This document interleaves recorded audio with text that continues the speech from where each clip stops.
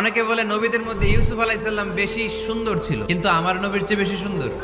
ইউসুফ আলাইহিস সালামের চেহারা দেখে মিশরের মেয়েরা এত সুন্দর নবী ইউসুফ আলাইহিস সালামকে দেখে লেবু কাটতে যে আঙ্গুল কেটে ফেলেছিল। এই কথা যখন আমাদের প্রিয় নবীর স্ত্রী আমাদের আম্মা জান আয়েশা রাদিয়াল্লাহু তাআলা আনহা শুনলেন, উনি বললেন, ও মিশরের নারীরা, তোমরা ইউসুফ নবীর চেহারা দেখে লেবু কাটতে যে আঙ্গুল কেটেছো, তোমরা যদি আমার স্বামী আমার নবী প্রিয় নবীর চেহারা দেখতা, তাহলে লেবু কাটতে যে আঙ্গুল নয় কলিজাটা কেটে খান খান করে দিতা।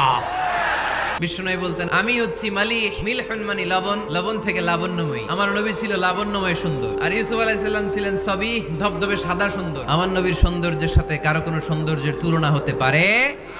বিষ্ণু ইসলাম বললেন, গোটা বিশ্বের মানুষকে আল্লাহ দুই ভাগ করলেন, এক ভাগ জান্নাতি, এক ভাগ জাহান্নামী। আমারে জান্নাতীদের মধ্যে ফেললেন। কুরাইশ বংশে অনেক খানদান আছে, আমারে হাশিমি খানদানে ফেললেন। হাশিমি খানদানে অনেক পরিবার আছে, আমারে শ্রেষ্ঠ পরিবারে ফেললেন। যে কোনো ক্রাইটেরিয়ায় হোক, মানদণ্ডে হোক, গোটা বিশ্বের মধ্যে আমি সেরা। চিল্লায় বলেন ঠিক কিনা?